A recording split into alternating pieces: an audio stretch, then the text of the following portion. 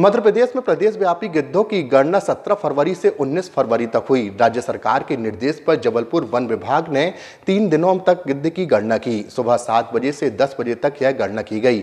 गणना के अनुसार पिछले साल की तुलना में इस साल गिद्धों की संख्या कम पाई गई है। हालांकि वन विभाग के अधिकारियों का कहना है कि गिद्ध लगातार विचरण करते रहते हैं, इसके कारण उनकी संख्या में उतार चढ़ाव होता रहता है। जबलपुर में सबसे अधिक गिद्ध पाटन, शहपुरा और कटंगी क्षेत्रों में देखे गए। शहपुरा रेंज के डीएफओ ऋषि दुबे ने बताया कि 3 दिन जबलपुर के जंगलों में गिद्धों की गणना की गई, जिसमें 17 फरवरी को 57 गिद्ध और 18 फरवरी को 66 और 19 फरवरी को 70 गिद्ध गणना के दौरान मिले।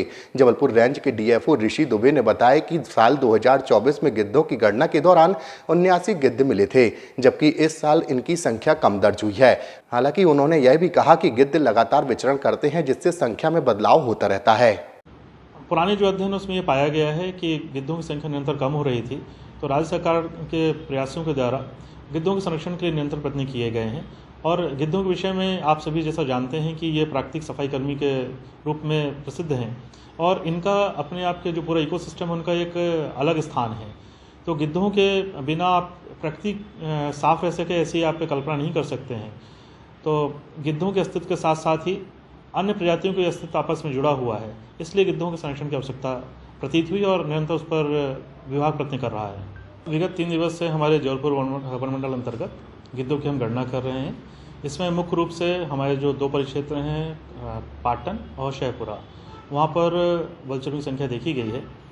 हमारे यहाँ पास जो आंकड़े उपलब्ध हैं उसमें 17 तारीख को जो गणना की गई थी उसमें 57 गिद्ध, 18 तारीख को जो गणना की गई थी उसमें 66 और जो 19 तारीख को गणना की गई उसमें 70 गिद्ध हमें देखने के लिए प्राप्त हुए हैं।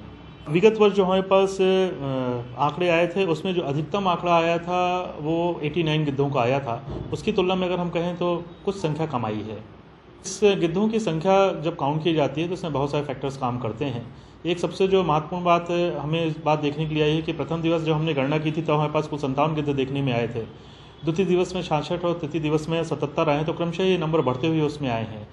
एक ही समय पर पूरे प्रदेश में गिद्धों की गणना की जा रही है और साथ में ये भी देखा गया है कि गिद्ध एक स्थान पर स्थिर ज़्यादा समय तक नहीं रहते हैं।